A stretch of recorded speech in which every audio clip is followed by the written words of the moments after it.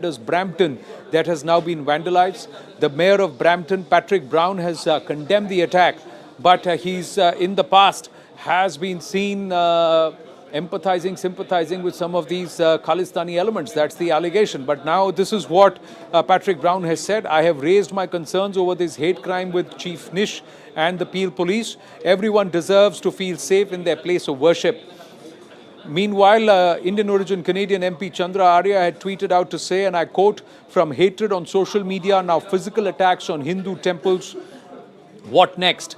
I call on the government at all levels in Canada to start taking this seriously. Remember, last year, the BAPS or the BAPS Swaminarayan temple was vandalized in Toronto, and the Gandhi statue at Richmond Hill was also defaced. In those instances as well, pro-Khalistan slogans were seen on the Indian symbols." That's what Chandra Arya has tweeted. We will try and connect. We will try and be in touch or try and get in touch with Chandra Arya. It's we ours in Canada, ladies and gentlemen. We try and see if we can speak with the Indian origin Canadian MP. But this is a growing spate of incidents, and it is these park-backed vandals who are getting emboldened. Now, one of the arguments that stands out or comes up is why give them any credence, why give them attention, because they are doing this because they're desperate for attention. But this is how they try and seed themselves, and they try and get into a situation where heads I win, tails you lose. So either ways they get to make some kind of gains. Should these elements not be clamped down at the very outset is one question. Secondly, why is it that these entities are being allowed a free run in nations that are supposedly friendly with India, especially in the case of Australia?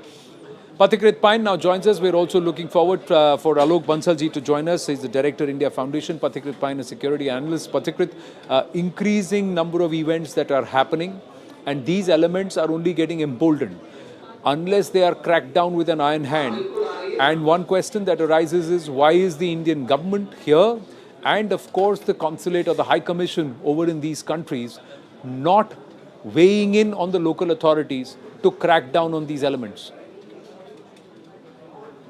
Anand, good evening. I think in today's era, the Hindus are gradually becoming the Jews in terms of the kind of persecution they are facing right now.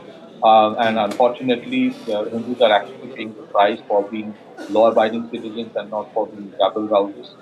A part of the reason, Anand, for which these are happening is also because for a long time, unfortunately, in many of the American universities and European universities, they have consistently created a narrative which is anti-Hindu. And I think many of these countries actually know very well what is the difference between a civil protest and a violent movement by a secessionist organization, which are part of elements, part of which are already banned in India. So on one hand, unfortunately, these countries like Canada or Australia, they claim to be allies of India, partners of India. They want India to play a bigger role in Indian Ocean. They want India to create a coalition against China. They want Indian market to be opened up to their countries. They want India to create resilient supply chain. They want India to mediate on bigger issues. But when it comes to integrity and sovereignty of India, they actually pay a lip service. And this is the hypocrisy and the double standard we must address. These are not local issues. I think somewhere as India emerges bigger, there will be this kind of hate jobs. Yes, the government of India may have taken certain diplomatic measures, but it has to go beyond that. This is my understanding. You have to raise the bar of consequence. You have to tell these countries that these are the things I want from you. If these things are not taken care of, there will be consequences. In terms of a free trade agreement, in terms of other things, imagine, would UK be happy and call it a freedom of speech if Indian organizations start having these programs promoting and giving space to those who want to separate Scotland from the United Kingdom, to talk about Northern Ireland and its demand for a separate country?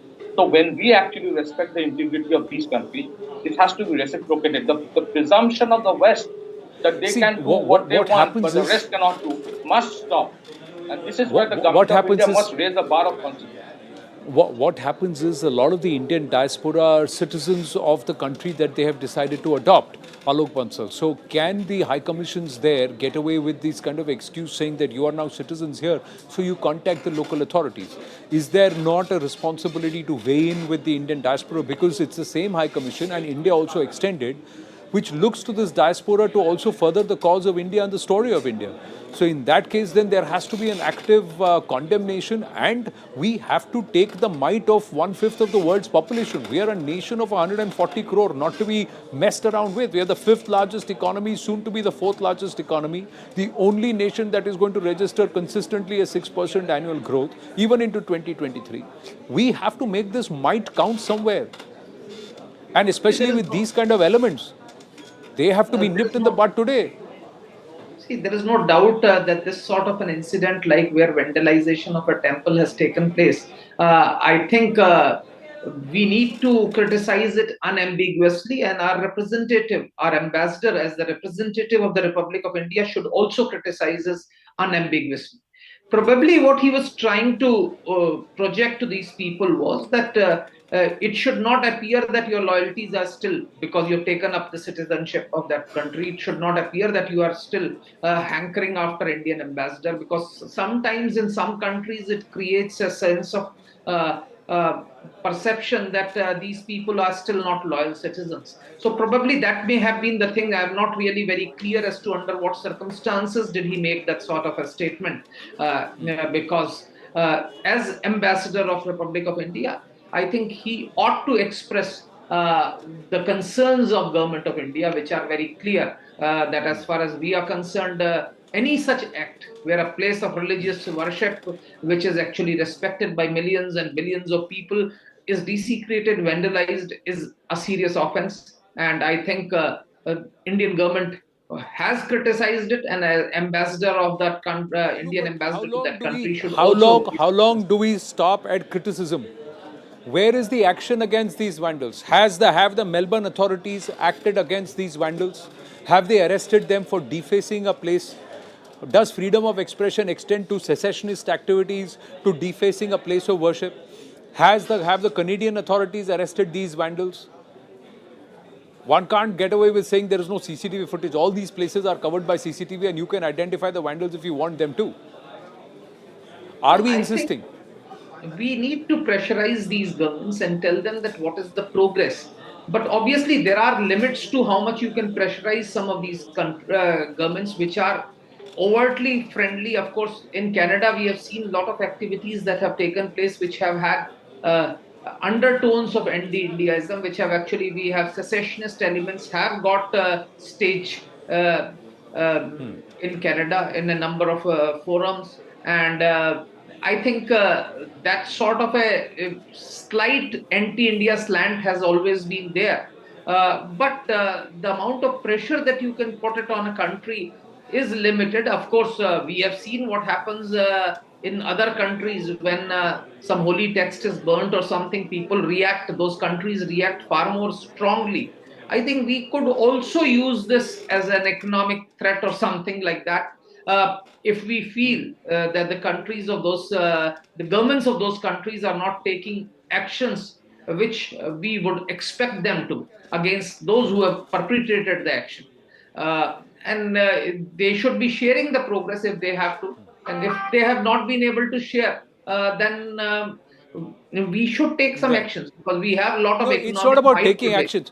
The fact, Alokji, and I'm taking this to Pathikrit Payan, if there is an attack against Jews, you know the might of Israel that comes into play. If there's an attack against anybody from the Christian fraternity, you see how the entire Christian lobby wakes up across the world. The same case with Islam, the same case with Sikhism. But point is that when it is Hindu Astha which is in danger, who's going to stand up and ask and safeguard the interest of Hindus? Should we leave it to the local diaspora, or should Hindustan stand up? Anand, as you rightly stated, we have always, presumed and expected the diaspora to be our extension, and we have seen the way they actually stand for India on several occasions. So it is our responsibility as well to talk about them. Number two, if you continue with a bureaucratic approach to these problems in this era of hybrid war, then you will only get lip service in return. Now, if Australia or a Canada in this era, these are hit jobs they're doing. They actually can't counter India by waging a war. Perhaps for India's strong foreign policy on many issues, including the Russia-Ukraine issue. So they're doing these things. They know what they're doing, but they're deliberately doing it. Now, why can't we do hit jobs? you can't expect, that I would complain, an ambassador is a bureaucrat, nothing more than that. They will write a letter, he will make a statement, and they will take care of it. No, it's not going to happen like that. You do things which will hit those countries, and then it will force the people of that country to ask their own government, please change your policy which you have right now on issues that concerns India. This is the fifth generation warfare going on. This is not a typical law and order issue. Are we to presume the Australians don't know what Khalistanis are? Are we to presume the Canadians don't know? They know, and they are happy that the Khalistanis are doing the work which they and their deep state otherwise would have loved to do to keep, India in some kind of a chaos. So let's understand, if I have very high respect for this government's foreign policy, if we can defy the might of United States and Europe to have a very independent foreign policy on issues of energy, on how we have managed our energy management, 100% marks to government of India for the way they have managed the economy. This is the same thing that has to be done on this issue, and it has to be taken up by the highest political leadership. Is it taken with that kind of seriousness, Alokji? Because the moment your fuel prices rise, it will have a cascading effect not just on the economy, it's also going to be politically very, very harmful. But more importantly, it's the people who are going to suffer. So you have to take a larger call there. Here, in this case, if you give it too much of credence, then these elements get emboldened. If you don't give any credence, they get emboldened. So you're damned if you do, damned if you don't. And they are sitting in a situation where heads they win, tails they lose. Tails we lose. Maybe to some extent, if we actually ignore them, they don't get the traction which they want. But having said that, we need to bring the culprits to justice, and that's what we have to do. The temples or the religious places which have been vandalized, I'm sure they must be having CCTV cameras where these perpetrators can be identified. And if the security agencies of these countries are not taking action, then we must raise the traction, because at the moment, if they are saying that they are trying to investigate, I think we would have to wait, because we can't be unduly harsh and ask them to make haste, because but if we know that there is a deliberate attempt by these countries not to take actions against these vandalizers, then I think we would be justified in taking certain severe punitive actions, economic or otherwise. I think it would be prudent to give them some time. And at the same time, I feel that it is not correct to actually give them too much of hype, because that is what these elements actually intend to get. See, the hype will not be given if they are treated as criminals and then caught up immediately and dealt with immediately. For that, you have to build pressure so that these criminals don't get any space. There are nations which are now putting in preemptive clauses to stop preempt protest and to stop them from happening. So then we should also preempt. When there is a build-up like what happened in Australia, we should weigh in and we should do it. We should put in enough pressure there to ensure that they are not able to get the kind of space that they were allowed. That's the point of view. We should have as a nation the ability to impress upon these countries that if you don't want us to cede space to elements who want to sabotage you, then you better do the same for us. It's like to like. If you cannot do that, then don't come back and turn around and ask us why we are giving space to those who are intending to sabotage you. So that's what I'm trying to say, that we should not project it as a vandalization of a temple, but as an attempt by secessionist elements to disrupt the integrity of India. And that is where we need to take strong action, because large number of them are diaspora. And let's not be apologetic about standing up for the cause of Hindus. Let's not be apologetic as a nation at all. We are Hindustan. So we will stand up for any Indian citizen or Indian diaspora who are being harmed. But more importantly, if temples are attacked, if any place of worship is attacked, we should stand up for it. No, when a place of worship is attacked, it is for that country to take action. We can only highlight the issue. But when somebody is acting in an action which affects us and our integrity, then we as a nation are duty bound to take action against it. And I think the message is secessionist. The vandalism Yeah. happened on a property in that soil, but the message is secessionist, attacking the sovereignty Undoubtedly. of our country. So, That's right. Alokji, Pathik Repline, please stay on with us. We're going to shift focus here on the Nation at 5. So, moving away from this temple vandalism episode by once again Park Back vandals to that nation which is on the verge of bankruptcy, ladies and gentlemen. For the 9th review, the IMF team finally, after much cajoling and of course some very strong steps that have been taken, which are pinching the Pakistani people, taken by Shehbaz Sharif-led government, the IMF team has come there for a review to strike a staff-level agreement on the 9th review under the $7 billion extended fund facility. The IMF team will be in Islamabad from today until the 9th of February. IMF's $1.1 billion aid, part of the $6 billion bailout package was announced last year, will be very crucial for Pakistan to avoid complete economic collapse. Shehbaz Sharif has said that he is confident that the government will reach an agreement with the IMF this month, which would help Pakistan get out of these difficulties. He hopes that the IMF loan revival would help unlock inflows from friendly countries and also multilateral leaders. But this nation is in deep, deep trouble. Many are saying, and experts are watching very closely, they are saying Pakistan could be bankrupt by May 2023. Alok Bansalji. It could be bankrupt even earlier. If IMF does not give them a bailout, they might be bankrupt by March or February. But even if IMF gives them a bailout, I don't think so this country will last for too long, because we are seeing that the past practice of going with a begging bowl to the so-called friendly countries has not succeeded this time. The countries like Kingdom of Saudi Arabia, UAE, China, etc. have only paid token lip service to Shehbaz Sharif's begging pleas. In fact, we saw what happened yesterday. The UAE president was to come to Islamabad and then he cancelled it at a time when Pakistani authorities had declared a holiday in Islamabad just to welcome him, because they were actually expecting a huge amount of dole from him. And then he probably realized that it probably doesn't work out, so he actually went away.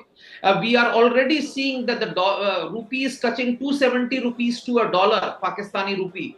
The petrol and diesel prices have just been raised by 35 rupees. And the inflation is crossing through the roof. The bank interest rates are above 17.2%. It's an economy in crumble. The major exports of textiles are actually now affected.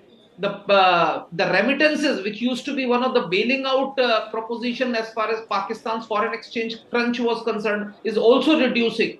So Pakistan is in deep crisis, and I really have serious doubts if it can come out of it without some benevolent gesture by the West, because its traditional allies have realized one of the biggest points that the IMF has raised, Pathik Ritpain, is to cut Rawalpindi to size. Very clearly, the IMF is also telling the Pakistani people that the reason for your penury right now is Pindi. They have put a stringent condition.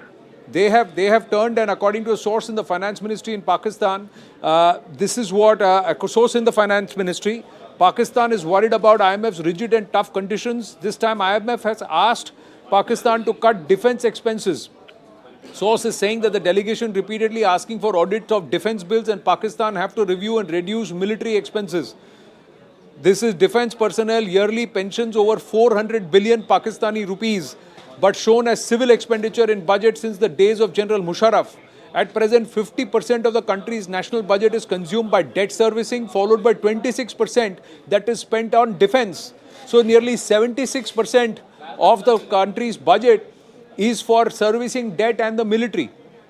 This is the number that is standing out. And before Pakistan, IMF has also asked the government of Sri Lanka to slash its armed forces budget over a course of a year in an effort to get this handle on public expenditure. So clearly, will Pakistan agree to do this?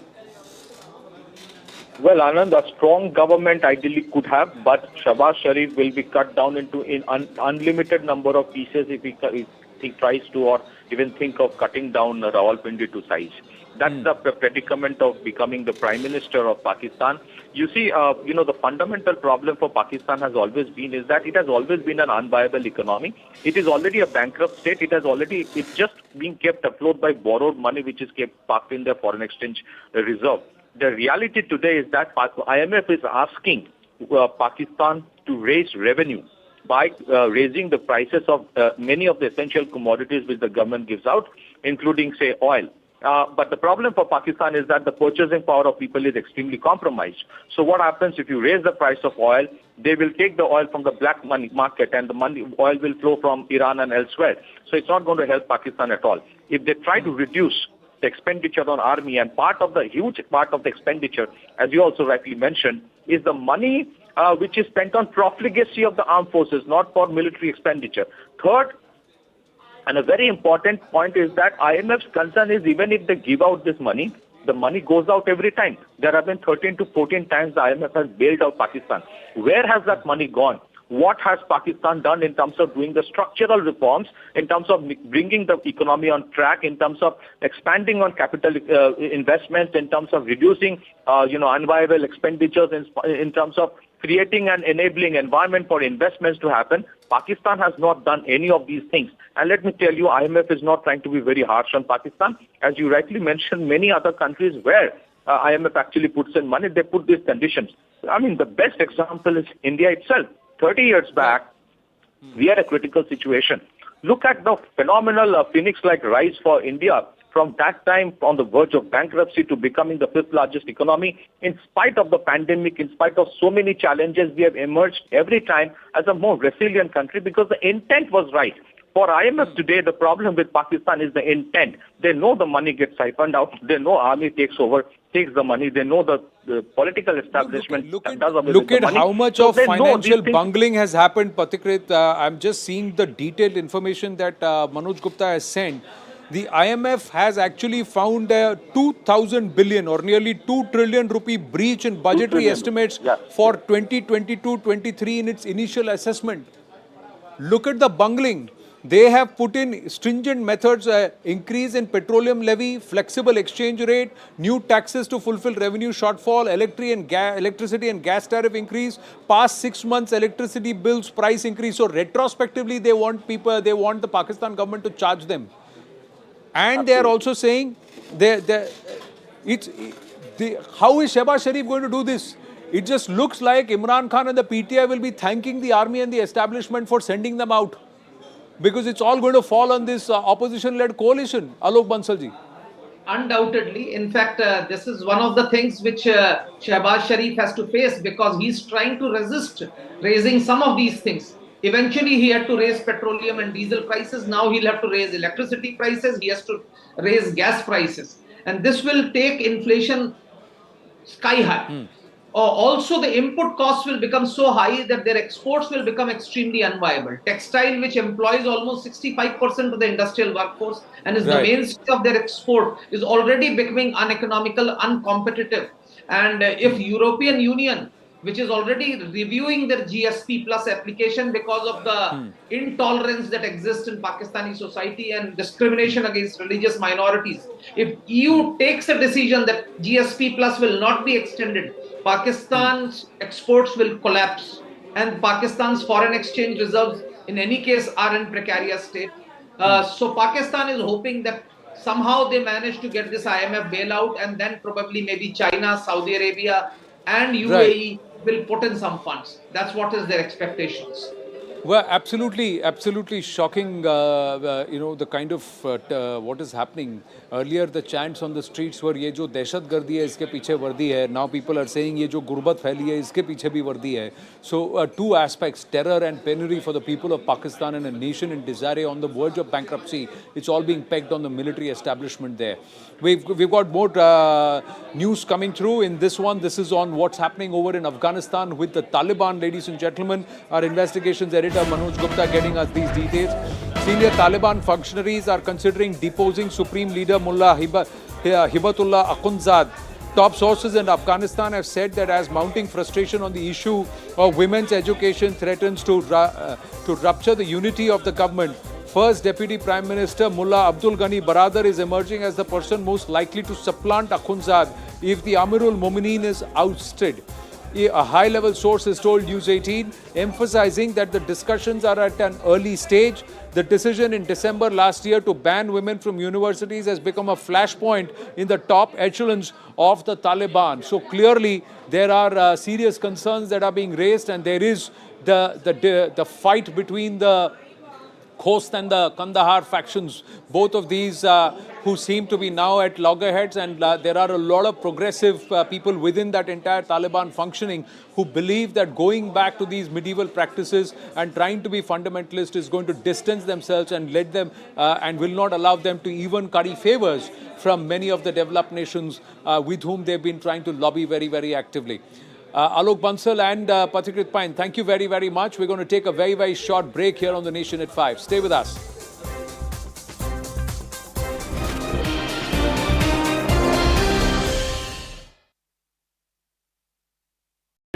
He then went on to claim that the Congress believes in tapasya, whereas the BJP is a party that stands up for puja or worship. Another controversy that hit the Yatra was when DSSP leader Chaudhry Lal Singh decided to join the Yatra despite opposition from within a section of the Congress. In fact, most recently, and this has been the biggest controversy in the 3 months of the Yatra, senior Congress leader Digvijay Singh demanding proof of the surgical strikes, which Rahul Gandhi went on to say was a ridiculous statement. Now, before the Yatra, it was becoming increasingly clear that Rahul Gandhi's rallies in small towns and villages were no longer translating into votes for the Congress. But that changed with the Yatra, which involved walking more than 25 kilometers every single day, meeting hundreds of local-level stakeholders on a daily basis. The Yatra demonstrated a shift in Rahul Gandhi's leadership skills, his ability to reach out to a cross-section of people. He also managed to shed the image of an immature politician, a privileged dynast who's disconnected from ground realities. The Yatra also managed to bring Rahul Gandhi and the Congress to the center of public discourse. He declared that he has killed the old Rahul Gandhi, and the old Rahul Gandhi is in the minds of his political opponents and journalists. He says he's emerged as a new person, but that was not the only controversial statement he made during these last 100 days. Rahul Gandhi आपके दिमाग में है, मैंने मार दिया उसको, वो है ही नहीं, मेरे माइंड में है ही नहीं, गया वो, गया। जिस व्यक्ति को आप देख रहे हो वो राहुल गांधी नहीं है। जब तक मैं नहीं कांपूंगा मैं टी शर्ट पहनूंगा। जब कांपना शुरू हो जाएगा, जब मुझे अच्छी ठंड लगने लगेगी, जबरदस्त कठिनाई होगी, तो फिर मैं स्वेटर पहनने का सोचूंगा, मगर उससे पहले नहीं करूंगा। जिन्होंने 2000 स्क्वायर किलोमीटर हिंदुस्तान का उठा लिया, जिन्होंने हिंदुस्तान के 20 जवानों को शहीद किया, जो हमारे जवानों को अरुणाचल प्रदेश में पीट रहे हैं। But at the same time, Rahul Gandhi has still not clearly stated how he intends to take on the BJP electorally. Yes, he has talked about, love versus hate. He has stayed away from specific issues. He still hasn't fully stepped on to take on the challenge of reorienting the Congress to take on the ever-expanding BJP. The Congress has also not reached out to BJP voters. It has kept to its side of the political fence, so the party has not had any impact outside its own vote bank. In the past, whenever Rahul Gandhi has tried to pitch an anti-Modi message, that has always backfired for the Congress. So, as the Bharat Jodo Yatra ends, there is still enough that has been done to take on the BJP and Prime Minister Modi's political arsenal. Now, one clear test of the Congress's mixed bag performance is in the elections that have coincided with these last 5 months of the Yatra. Rahul Gandhi stayed away from campaigning for any of these elections except for a day or so in Gujarat. And let's talk about the Gujarat Assembly election results. The Congress had its worst ever performance, losing its deposit in 41 seats, being brought down to just 19 seats with a vote share of under 40%. Some of the redeeming factor was in Himachal Pradesh, where the party managed to wrest power from the BJP by winning 40 out of the 68 seats. There was, of course, the municipal corporation polls in Delhi, a state where the Congress ruled for 15 years uninterrupted. It was routed to just 9 wards. In the Munugode by-polls in Telangana, the Congress was reduced to 3rd place, again in a state where it used to be a 2 horse race between the TRS and the Congress. Now the Congress has been relegated to third place. But then it had success in bypolls in Sardar Sheher in Rajasthan, where it is currently in power, and so indeed in Chhattisgarh, in Bhanu Pratappur. Both of these states, Rajasthan and Chhattisgarh, it is the incumbent party in power. But it did lose the Adampur bypoll to the BJP. It was a high-profile clash. Kuldeep Bishnoi, who used to be in the Congress for a number of years, he switched sides. He joined the BJP and he won on a BJP ticket in Adampur. Now that the Bharat Jodo Yatra has concluded, the Congress is positioning itself even more to be at the forefront of the opposition to take on the BJP in 2024. But here's the reality check. Some of these anti-BJP parties, whether it's the DMK, the PDP, the National Conference, and the Uddhav Thackeray faction of the Shiv Sena, did join the yatra in different legs of this yatra. But most opposition parties are not rallying behind the Congress. 21 like-minded parties were called for the concluding function. Only a handful turned up. Even some parties which are allies of the Congress, the JDU, the RJD, with whom it runs a government in Bihar, even they decided to stay away. So let's break down which are the parties who turned up and which are the parties who decided to give this invitation a skip. The parties that did turn up, there was the DMK, a representative was there in today's function. The NCP did join this yatra at one leg when it was traversing through Maharashtra. There was the PDP. You saw Mehbooba Mufti joining the yatra a few days ago in Pulwama. In Banihal, the National Conference leader, Omar Abdullah, he had joined as well. And then, of course, there were the smaller CPI and CPM parties which joined through the course of this yatra. The parties that notably skipped, Mamata Banerjee and the TMC, the ruling party in Bengal, she skipped the yatra. In Uttar Pradesh, even as the yatra traversed through Uttar Pradesh, the Samajwadi Party, which used to be an ally of the Congress Party in the 2017 polls, they skipped as well. We didn't see pictures of Akhilesh and Rahul Gandhi. The TDP, which is fighting the Congress in Andhra Pradesh, the TDP too has skipped large parts of the Bharat Jodo Yatra. The interesting thing was the JDU and the RJD, both allies of the Congress, while they're ruling in Bihar, both of those parties stayed away from the concluding program today. The BSP too, remember the BSP and the SP had this grand alliance in the UP elections last time around, in the Lok Sabha elections. The BSP too stayed away. And in this concluding function, we did not see any member from the JMM or from the VCK or any of the other smaller parties that are already allied with the Congress.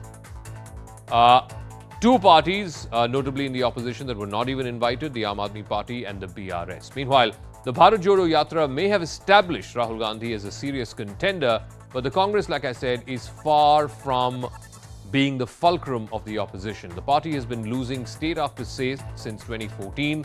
Can the Yatra change its fortunes? There's also been an exodus of senior leaders, some of whom were considered close to Rahul Gandhi's inner circle. They too have largely made a beeline for the BJP. There's also the problem of growing infighting in state units. Remember states like Rajasthan, Karnataka, which are going to polls this year. There is deep infighting between senior leaders of the party. And the party still has no narrative other than targeting Prime Minister Modi while countering the BJP's poll machinery. And there is still no clarity on what the Congress actually stands for. So how can it take on an opponent which has only been getting bigger and stronger in the last 9 years?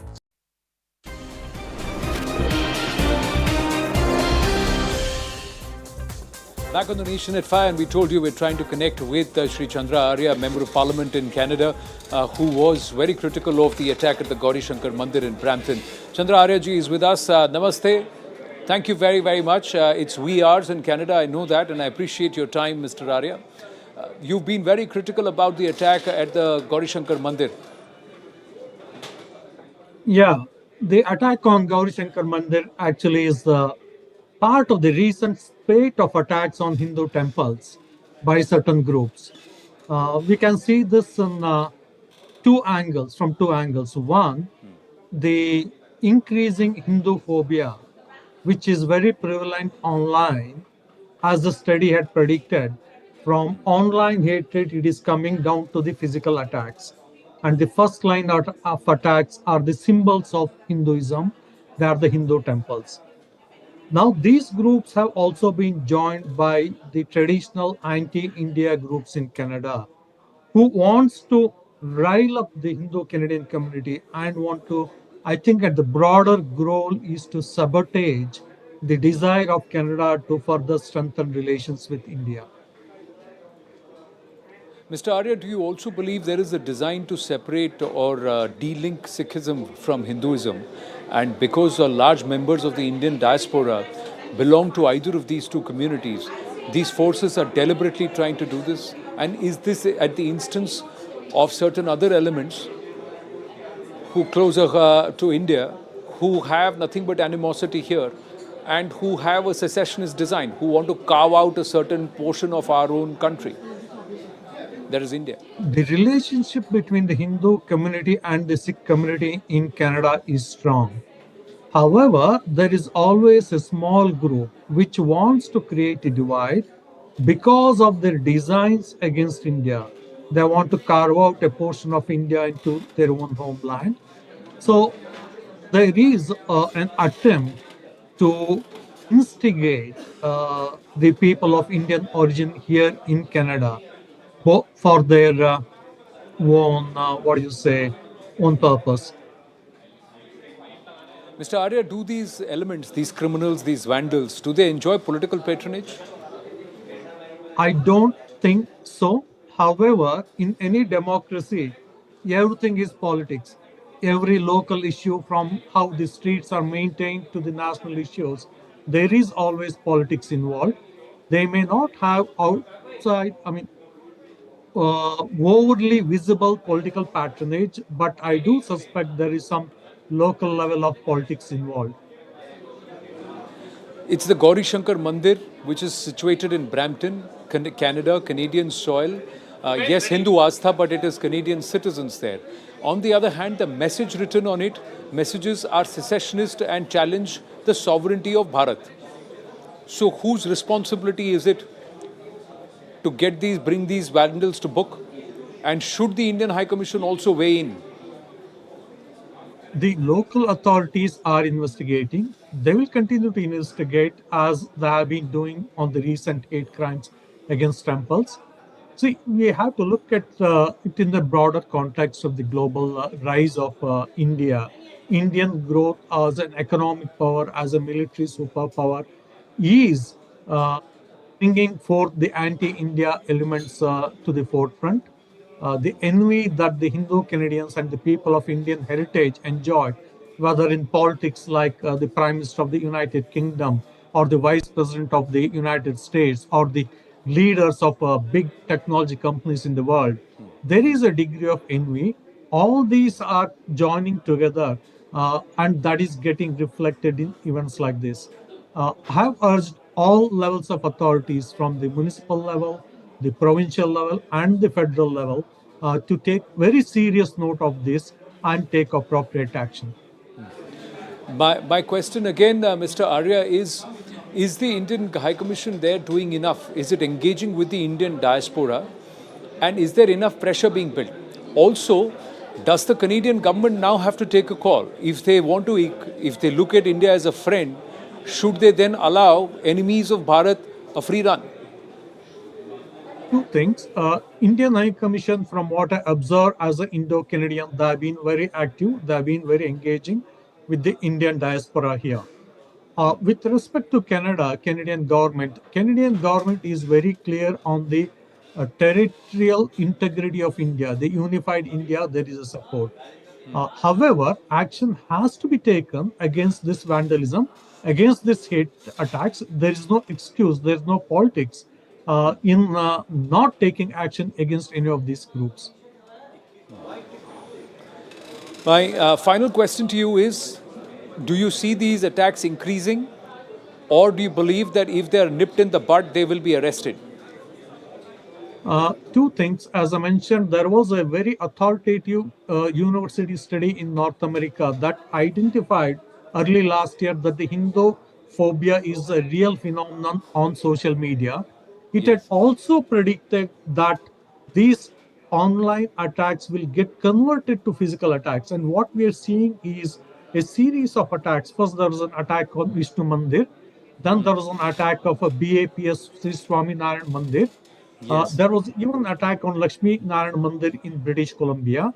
And now there's an attack on Gauri Shankar. So this is a series of things that is getting escalated. And it is high time for all the authorities to take cognizance of this increase in attacks and to take appropriate action.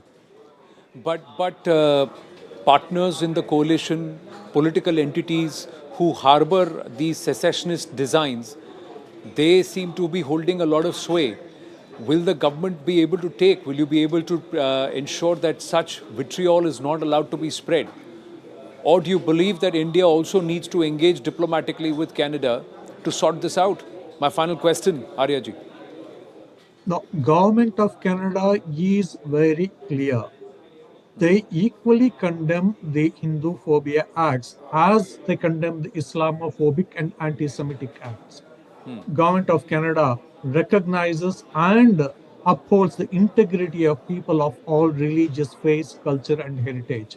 And yes, I need Government of Canada and the levels, governments of all different levels to take very serious note of this increase in trend of Hindu temples getting attacked.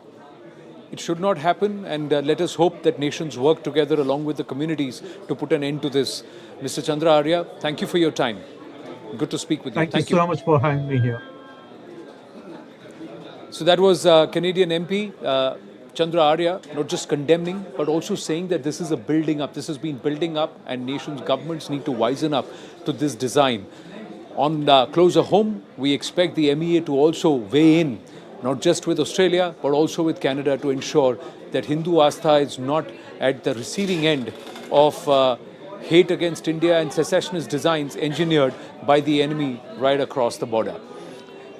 Moving on here on the Nation at 5, and it's been a startling revelation that was made by retired Lieutenant General Kuldeep Singh Brar, who had led Operation Blue Star back in '84 to flush out terrorists from the Golden Temple in Amritsar. He said late Prime Minister Indira Gandhi had allowed the leader to grow into a sort of a Frankenstein monster and then take him down when he reached the top. The former general made a comment while speaking with ANI and its editor Smita Prakash, and it was during a podcast, and he said, and I quote, Indira Gandhi allowed him to become a Frankenstein. He went on to say that they allowed this cult of Bhindranwale to continue, and there was total breakdown of law and order in Punjab. No one wants an operation, but what do? Do you allow Indira Gandhi allowed him to become a Frankenstein? You could see Bhindranwale every year what was happening, but when he reached the pinnacle, now to finish him off, now destroy him, it's too late. Smita Prakash, editor ANI, is with us. Smita Prakash, editor ANI, with us, and Rajinder Kumar, former special director IB, also with us. Namaste and Jai Hind. Smita, were you surprised when Lieutenant General Brar made this revelation, or did it just echo what former RNAW officer GBS Sidhu has written in his book Khalistani Conspiracy? Jai Hind, Anand. Well, it wasn't much of a surprise, but still every time you hear it, it just shakes you to the core. That terror is allowed to be used as a state policy, something that we accuse other countries of, but at the same time we turn a blind eye when it happens within your own country. Everybody was aware in the 80s about how Bhindranwale was being propped up, he was being encouraged, and he had grown into being this monster. He was supposedly a saint, a sant, from a small town in Punjab, but he had gained so much of power, and everybody was aware that by the early 80s, Khalistan almost became a possible thing that was going to happen, something that was carved out of your country, and it was allowed to happen. But it was like, oh, it's a matter of time before it happens. Just like in the 90s, it was like understood that at some point of time we might lose Kashmir. The point is that now it seems unthinkable. Youngsters who have grown up after the 80s, they can't fathom that something like this would be allowed to happen. But that is a fact that at that stage, we were at the brink of losing Punjab. Rajinder Kumarji, we see Bhindranwale posters in Australia, in Gurudwaras. It's happening in Canada. It's also happening on ground in Punjab. So has this this bug that was planted of secession by the enemy, has it really been weeded out? And does this also show that how politically devious certain entities were? This is a Narsimhanji, this is a fact that there is a strong following of these Khalistanis in Canada, in Australia, in UK, USA. In fact, the ISYF, Bhindrawale's son is running ISYF. Son and brother are running ISYF, both based from Canada as well as from Pakistan. See, what has happened is that political parties and has used certain people and they promoted those people to counter the opposite force. This has happened in the case of trade unions in 50s, 60s and 70s. But this was the most dangerous attempt by the ruling party in 70 when they created this Bhindrawale. Bhindrawale was created to counter the Akali Dal. See, it was the feeling in the Congress party, particularly Mr. Indira Gandhi, felt that Akali Dal is getting too big for its shoes and it should be countered. So for that, they started promoting Bhindrawale. I will not name the person, but it is commonly known in Punjab, if you talk to the people who are 75, 80, that one professor of Punjab University was the person who basically brought Bhindrawale in the forefront. Right. Of course, unfortunately, that professor was also killed by the Khalistani militants. So, and this effort in the country had to pay a big price in the shape of prolonged militancy in Punjab, a prosperous state. Along with the prolonged militancy, it was also the attempt to drive a wedge between Hindus and Sikhs, whereas Sikhi is an integral part of Hinduism. Pandit Satish Sharma on Twitter, Smita Prakash has put it beautifully, that if Hinduism is the lifeblood of Bharat, then Sikhi is the red. That's how integral it was. And then they drove a wedge, and it also affected the entire community. It affected communities across the board. Can we allow a redo of that? Are we seeing these trends? And what should the government do? Has the government actually got their approach to tackling this K problem, this once again being festered or foisted by the enemy? Have they got it right? Smita Prakash. I think, Anand, what happens is that, there's this catchy phrase that history repeats itself, or one who doesn't learn from history pays the price of history repeating itself. These are catchy phrases which are used.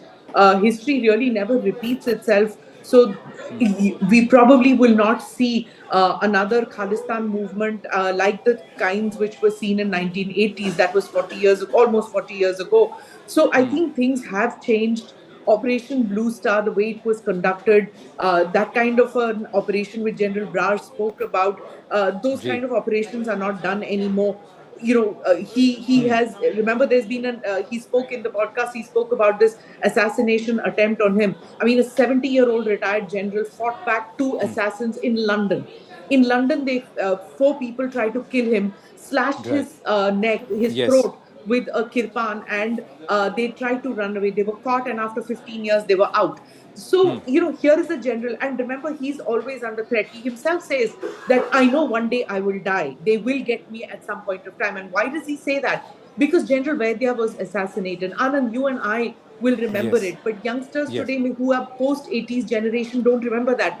That a former Indian Army chief was assassinated in cold blood by Khalistanis after Operation Blue Star. This is something that we have to learn from history.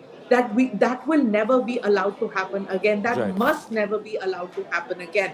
So this, what the gentleman before me was speaking about this whole thing about politics and the Punjabi Suba and politicians encouraging it. So every politician first must be a nationalist, and after that should be politics. Nationalism should be at the core of all of us. Well, I so wish it was, but unfortunately, it doesn't seem to be the case, and it's on manifest even now. Final word, Rajendraji. I'm running out of time, but yes, we'll just take one more minute. Yes, Ji. Narasimha, what happens is this type of clandestine operation, people plan, and it is not the only operation. Other places also, I will not name it unnecessarily. Ji. These have been planned, they have been badly planned, and then they are not. People don't visualize the repercussions which it will have. Correct. They really become Frankenstein operations. So I in my whole career of 40 years in the intelligence, I have ensured that never create a Frankenstein out of somebody. So you counter a group, not by creating another person or creating another group. That is the policy. And we have in this country paid a very heavy price in several places because of the stupidity of some people, some politicians, some leaders to create counter groups. So that is my point. No, you make a very, very fair point, and there are certain aspects which are happening on ground and also across the world and on social media, which are bringing a sense of deja vu that this is how it started building up. My question still remains, has this government figured it out, or are they thinking that let history repeat itself, but we will deal with it differently and it'll give us a different result? That's not going to happen. We've got to learn from the mistakes of the past and make sure this doesn't happen. Smita Prakash and Rajendra Kumarji, thank you very, very much for joining us. We're going to take a short break here on The Nation at 5. When we come back, we get you the latest.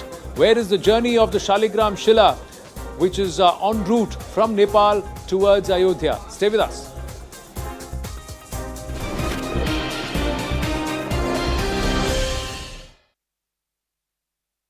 For a number of years, he switched sides. He joined the BJP and he won on a BJP ticket in Adhampur. Now that the Bharat Jodo Yatra has concluded, the Congress is positioning itself even more to be at the forefront of the opposition to take on the BJP in 2024. But here's the reality check. Some of these anti-BJP parties, whether it's the DMK, the PDP, the National Conference, and the Uddhav Thackeray faction of the Shiv Sena did join the Yatra in different legs of this Yatra. But most opposition parties are not rallying behind the Congress. 21 like-minded parties were called for the concluding function.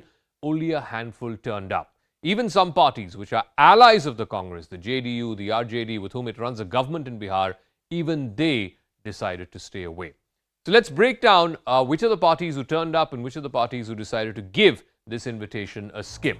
The parties that did turn up, there was the DMK, a representative was there in today's function. The NCP did join this yatra at one leg when it was traversing through Maharashtra. There was the PDP. You saw Mehbooba Mufti joining the yatra a few days ago in Pulwama. In Banihal, the National Conference leader, Omar Abdullah, he had joined as well. And then, of course, there were the smaller CPI and CPM parties which joined through the course of this yatra. The parties that notably skipped, Mamata Banerjee and the TMC, the ruling party in Bengal, she skipped the yatra. In Uttar Pradesh, even as the yatra traversed through Uttar Pradesh, the Samajwadi Party, which used to be an ally of the Congress Party in the 2017 polls, they skipped as well. We didn't see pictures of Akhilesh and Rahul Gandhi. The TDP, which is fighting the Congress in Andhra Pradesh, the TDP too has skipped large parts of the Bharat Jodo Yatra. The interesting thing was the JDU and the RJD, both allies of the Congress, while they're ruling in Bihar, both of those parties stayed away from the concluding program today. The BSP too, remember the BSP and the SP had this grand alliance in the UP elections last time around, in the Lok Sabha elections. The BSP too stayed away. And in this concluding function, we did not see any member from the JMM or from the VCK or any of the other smaller parties that are already allied with the Congress. Two parties, notably in the opposition, that were not even invited, the Aam Aadmi Party and the BRS. Meanwhile, the Bharat Jodo Yatra may have established Rahul Gandhi as a serious contender, but the Congress, like I said, is far from being the fulcrum of the opposition. The party has been losing state after state since 2014. Can the Yatra change its fortunes? There's also been an exodus of senior leaders, some of whom were considered close to Rahul Gandhi's inner circle. They too have largely made a beeline for the BJP. there's also the problem of growing infighting in state units. Remember, states like Rajasthan, Karnataka, which are going to polls this year, there is deep infighting between senior leaders of the party. And the party still has no narrative other than targeting Prime Minister Modi while countering the BJP's poll machinery. And there is still no clarity on what the Congress actually stands for. So how can it take on an opponent which has only been getting bigger and stronger in the last 9 years? So Rahul Gandhi's Bharat Jodo Yatra concluded after passing through 12 states and 2 union territories over 135 days. The foot march that started from Kanyakumari in September culminated in Rahul Gandhi unfurling the tricolour at Lal Chowk in Srinagar. According to the Congress, the objective of the yatra was to unite the country, which the party claims has been divided by both economic inequalities as well as religious polarization fomented by the NDA government. But the goal of the yatra itself was to rebrand Rahul Gandhi and galvanize the Congress cadre ahead of the 9 state elections that are slated for this year, and of course, the big one, the 2024 Lok Sabha election. So first, let's break down this 3,500-kilometer long journey of the Bharat Jodo Yatra. It started over 135 days ago. It started from Kanyakumari, traversed all the way through large parts of Kerala. It was there in Kerala for a good 10 days plus. Then it went up to Karnataka, where, remember, it's a poll-bound state, so therefore Mr. Gandhi spent a considerable amount of time traversing through the length and breadth of Karnataka, then moving into Maharashtra, where it spent about a week or so. It was also there in poll-bound Madhya Pradesh very briefly. Remember, Madhya Pradesh goes to polls later this year. It did slip into Gujarat just for a day of campaigning, bang in the middle of the Gujarat election. That, of course, did not necessarily translate well for the Congress party. Then off into Rajasthan, where in Kota, Dausa, Alwar, and finally making its way into Delhi in late December. There was a controversy then as well, of course, around Corona and not being allowed to have mass gatherings, after which it took a break in the last week of December, the first week of January, and then it resumed again earlier this month through Haryana into Punjab, and then 10 days ago entering into the state of Jammu and Kashmir, finally culminating, like I said, yesterday with the tricolour at Lal Chowk and today's rally at the Sher-e-Kashmir Stadium. But it's not like this 3,500-kilometer long journey was without its share of controversies. Over the last 135 days, like I said, it started off in Tamil Nadu, where the BJP attacked Rahul Gandhi for wearing a T-shirt that was allegedly over 40,000 rupees. Then the Congress tweeted a picture of khaki shorts, saying that khaki shorts is often associated with the RSS. The shorts were set on fire. That, of course, triggered a backlash from the BJP. It also accused the Congress of being anti-Hindu after he met with controversial Christian pastor George Ponnaya. Then, just as the yatra was to enter Delhi in the last week of December, Union Health Minister Mansukh Mandavia advised the suspension of the yatra because of COVID protocols, and he said that COVID protocols were being broken by the yatra, so there was a controversy around that.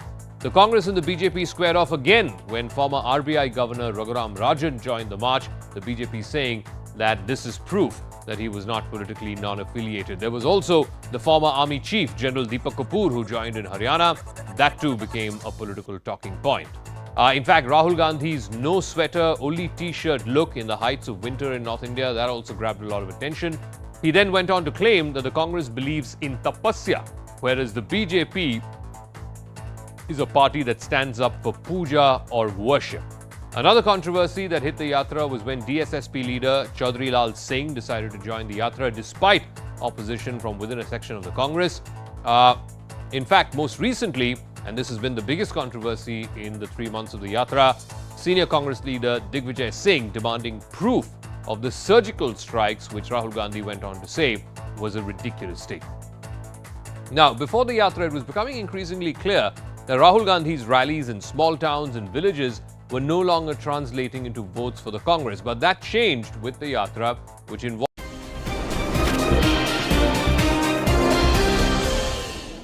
Back on limited time, quickly going across to Amit Singh of News 18, who's there with the 6 crore-year-old, that's what research says and reports say, old Shaligram Shilas en route Ayodhya. जी अमित बताइए, मेरे पास सिर्फ 1 minute का समय है. देखिए, सबसे पहले तो मैं आपको अनंत तस्वीरें दिखा देता हूं भगवान शालिग्राम की। तस्वीरें जरा दिखाइएगा हमारे दर्शकों को, सीएनएन के दर्शकों को, किस तरीके से ये भगवान शालिग्राम हैं और इनके दर्शन करने के लिए सड़क के दोनों तरफ मैं वो दिखाऊंगा भी कि किस तरीके से श्रद्धालु इकट्ठा हुए हैं। ये देखिए भगवान शालिग्राम है, भगवान शालिग्राम जो कि नेपाल से लाए जा रहे हैं, आप लेकर आ रहे हैं डे 1 से नेपाल से। किस तरीके से आप श्रद्धालु देख रहे हैं आसपास? अरे ये तो हमारी जनक जननी जानकी माता का देन है, जो कि पूरे नेपाल और आपके पूरे इंडिया जो हमारे मित्र हैं, एकदम हम लोग धन्य धन्य हो गए हैं। अपार एकदम महा समझिए भारत के तरह। उसके बाद आनंद मैं आपको एक तस्वीर और दिखाता हूं कि किस तरीके से श्रद्धालु जो है सड़क पर इस वक्त जो है ये भगवान शालिग्राम के दर्शन करने के लिए, शिला का दर्शन करने के लिए यहाँ पर देखिए किस तरीके से अटूट श्रद्धा के साथ सड़क के किनारे दोनों तरफ घंटों खड़े हैं। इससे पहले आनंद जब मेरी बात हुई थी तो उस दौरान thank you, and with those visuals that it's going to get a grand welcome into India and also make its way towards Ayodhya, where it will reach on the 4th of Feb. We're winding this edition up of The Nation at 5. Plain Speak with Poonam right now. Stay with us.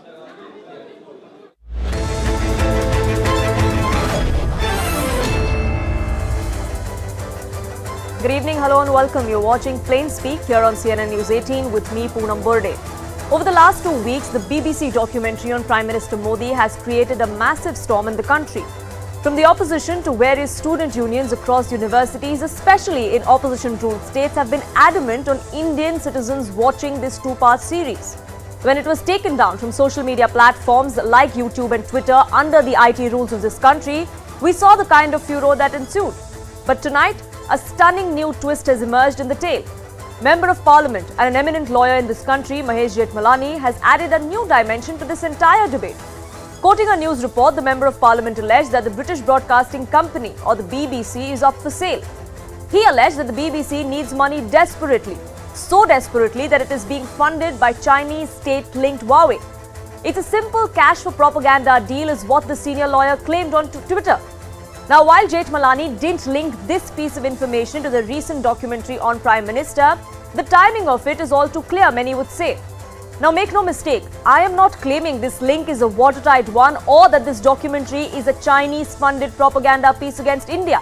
But this link that has now surfaced definitely throws up some questions. Questions that some might suggest would put the opposition here in this country in a very uncomfortable position. Is it a plot against India that is being pushed by the Chinese, or is it just politics? Now, before I open this up for debate, let me take you through what the story exactly is. Now, Mahesh Jethmalani, while taking to Twitter,